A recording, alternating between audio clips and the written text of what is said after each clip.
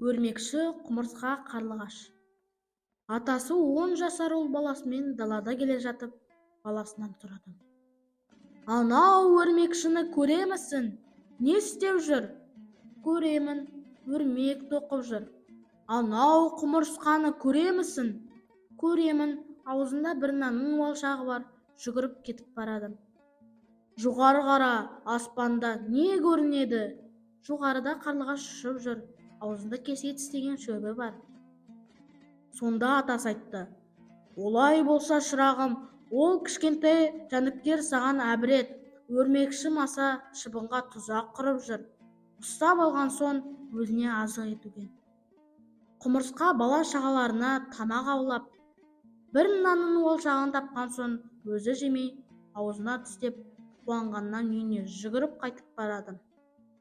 Қарлығаш балапандарына ұя істеуге шөп жиып жүр.